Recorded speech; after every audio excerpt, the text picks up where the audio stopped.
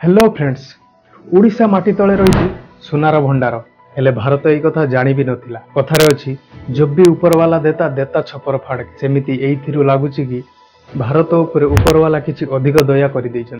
प्रथमे जम्मू काश्मीर रे लिथियम भंडार मिलिला।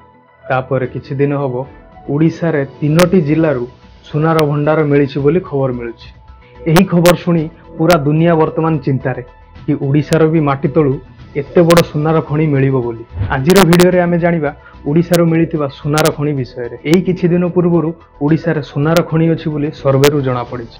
सर्वे जीएसआई माने लॉजिकल सर्वे ऑफ इंडिया सर्वेरु जणा पडिछि कि ओडिशा रे 3टी जिल्ला रे सुनार खଣି अछि। देवगढ़, केन्दुझर एवं मयूरभंज जिल्लार विभिन्न अंचल रे अछि सुना पथर। एने विधानसभा रे सूचना दैछन्ति इस्पात एवं खଣି मंत्री प्रफुल्ल मल्लिक। एइथिरे मयूरभंज जिल्ला रे सूर्यागुड़ा, रुनालशिला, जुसिरा पहाड़ी आउ जोशीपुरा जगार मिली। बरगढ़ रे सेमिति आदास आउ केउंझर जिल्ला रे दिल्ली मुंडा, कुसुकला, गोटीपुर, गोपीमिठ रे सुनार भंडार मिली। एही जिल्लार सर्वे एटा प्रथम नुह। 1970 आउ 1980 रे भी जीएसआई सर्वे करिथिला किंतु रिजल्ट पब्लिश करा जाय नथिला। किंतु गत 2 वर्ष हेबो एही जिल्ला रे जीएसआई लगातार सर्वे करि चलछि और जणा पड़ी कि एही जगह रे सुनार खणी अछि। हेले एटा जणा पड़िनी कि एठी केते एकर रो सुनार खणी अछि आ केते सुना बाहरी पारिबो।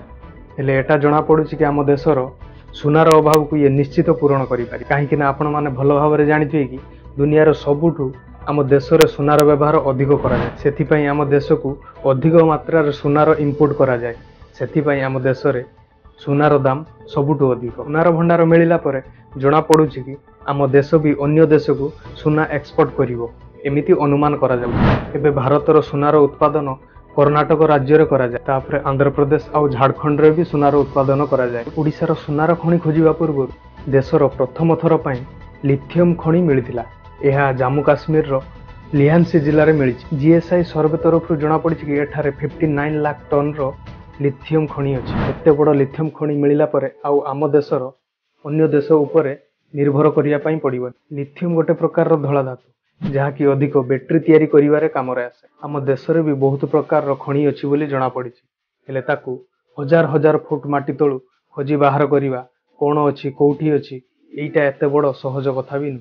सेथि पई इतिहास रो लुचि रहिथिबा खनिज पदार्थ को एबे भी खोजी बाहर करि पारुना। को जगह रे कोन लुचि कि अछि आज भी वैज्ञानिक माने सेमिति सठिक टेक्नोलॉजी डेवलप करि पारिना। सेथि पई खोली की बाहर करिवा ही गोटे प्रकार रो बाट। एथिरे बहुत पैसा भी खर्च हबो आ कंफ्यूजन कि खोली सारिला परे किछि मिलिबो ना नाही। किछि देश रे तो खरब अरब रो खणी लुचि कि अछि एले से तार सठिक व्यवहार करि पारुना। जेमिति कि उदाहरण आम पड़ोसी देश पाकिस्तान रे बलूचिस्तान रे एमिति गोटे जगह अछि जहा कि सिटी बहुत दामी दामी खनिज पदार्थ मिली पारिबो बोली रिपोर्ट रु जणा पडिछि। बलूचिस्तान रे एते सुना मिली पारिबो रिपोर्ट रु जणा पडिछि कि जहा कि पाकिस्तान रो गरीबपण को भी दूर करि पारिबो। आपण एई कथा को सुनी डरी जिवे किंतु ए कथाटी सत। बलूचिस्तान एमिति गोटे जगह कि दुनियार सबुठारु अधिक सुना सेही जगह रे ही मिली पारिबो। हेले पाकिस्तान पाखरे खोलिया पई एते पैसा अछि ना अछि बुद्धि। सेथि पई चाइना पाकिस्तान रो सेही जगह को हड़प करिवो बोली बसिछि। सेही जगार मूल्य केवल चाइना को भल भाबरे ही जणा। सेमिति अफगानिस्तान रे भी लुहा तंबा सुना लिथियम रो बड़ बड़ खणी अछि बोली जणा पडिछि। अमेरिका एजेंसी अनुसार एही खनिज पदार्थ को जदि व्यवहार करा जाय परिबो ताहले अफगानिस्तान भी सऊदी अरब भली बराबरी हेई परिबो। अमेरिका जियोलॉजिकल तरफरु 2010 रे एही सर्वे करा जायतिला। एही सर्वे रे $3 ट्रिलियन खनिज पदार्थ अछि बोली जणा पडिछि। जेमिति कि लांडम, न्यूडम, एल्युमिनियम, सोना, चांदी, दस्ता भली बहुत खनिज पदार्थ मिलिथिला। सेथि पई तो केतेबेले रूस तो केतेबेले अमेरिका अफगानिस्तान ऊपर अधिकार करियो बोली चेष्टा करନ୍ତି। अफगानिस्तान माटी तळे एते प्रकार खनिज पदार्थ थाई कि भी आज दुनियार सबुठु पछरे रहि जायथिबा देश मानक भितरु सिए जणे। काहे कि ना अफगानिस्तान पाखरे सेमिति किछि टेक्नोलॉजी अछि ना कहार साहाय्य। किंतु एही कामरे अलगा देश पाखरु साहाय्य नै परिबे। जेमिति सऊदी अरब अमेरिका पाखरु साहाय्य नैतिला। सऊदी अरब रु माटी तळु तेल बाहर करिया पई अमेरिकार गोटे कंपनी साहाय्य करितिला। सऊदी अरब आउ अमेरिकार समझौता परे अमेरिकार कंपनी सऊदी अरब रु तेल बाहर करिबा आरंभ करिदला जहा कि आज दुई देशर फायदा होउछि। ସାଉଦି ଆରବ ଏବେ କେତେ ଉପରେ ରହିଛି ଆମେ ବହୁତ ଭଲ ଭାବରେ ଦେଖିପାରୁଛେ। ସେମିତି ବହୁତ ଦେଶରେ ବହୁତ ପ୍ରକାରର ଖଣି ଅଛି, ହେଲେ ତାକୁ ବ୍ୟବହାର କେହି ବି କରିପାରୁନାହାନ୍ତି।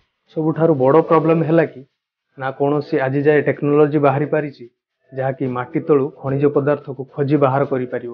ଆଜି ବି ମାଟି ତଳୁ କୋଇଲା, ଡିଜେଲ, ପେଟ୍ରୋଲ ଖଣି ବାହାର କରିବା ପାଇଁ ବହୁତ ବଡ଼ ବଡ଼ ଡ୍ରିଲିଂ ମେସିନ୍ର ବ୍ୟବହାର କରାଯାଏ। ଆଉ ଏଇଟା ବି ଜାଣିବା ମୁସ୍କିଲ କି କେତେ ଗଭୀର ପର୍ଯ୍ୟନ୍ତ ଖୋଳିଲେ ଖଣିଜ ପଦାର୍ଥର ସନ୍ଧାନ ମିଳିବ। ସେମିତି ଆମ ଭାରତ ପାଖରେ ମଧ୍ୟ କେତେ ସବୁ ଖଣିର ଠିକଣା ମିଳିପାରୁନାହିଁ, କାହିଁକିନା ଆମ ଭାରତ ପାଖରେ ସେମିତି କୌଣସି ସଠିକ୍ ଟେକ୍ନୋଲୋଜି ଡେଭଲପ୍ ହେଇନାହିଁ। ଆମ ଭାରତକୁ ସେମିତି ଲିଥିୟମ୍ ଖଣି ମିଳିଯାଇଛି, ହେଲେ ତାକୁ କେମିତି ବାହାର କରିବାର ସଠିକ୍ ଉପାୟ ଭାରତକୁ ଜଣା ନାହିଁ। ତାକୁ କେମିତି ଶୁଦ୍ଧ କରିବା ତାର ଏକ୍ସପିରିଏନ୍ସ ଜଣା ନାହିଁ। ଏହି ଲିଥିୟମ୍ ମାଟି ସହ ମିଶିକି ଅଛି, ତାକୁ କେମିକାଲ ସହ ପ୍ରୋସେସିଂ କରି ବାହାର କରିବା ଆମ ଭାରତ ପାଖରେ ସେମିତି କୌଣସି ମେସିନ୍ ହିଁ ନାହିଁ, ନା କୌଣସି ଏକ୍ସପିରିଏନ୍ସ। ଏଇଥିରେ ଆମ ଭାରତ କେତେ ଫାଇଦା ଉଠେଇ ପାରୁଛି ସେଇଟା ସବୁଠୁ ବଡ଼ କଥା। ଏହା ତ ଆମ ସରକାର ନିଜେ ଟେକ୍ନିକ୍ ଡେଭଲପ୍ କରିବାକୁ ହେବ, ନହେଲେ ଅନ୍ୟ ଦେଶ ପାଖରୁ ସାହାଯ୍ୟ। ଏଇଥିରେ ସରକାର କ'ଣ ବିଚାର କରିବ ଯାହାକି ଆମ ଦେଶର ଫ୍ୟୁଚର ପାଇଁ ଭଲ ହେବ।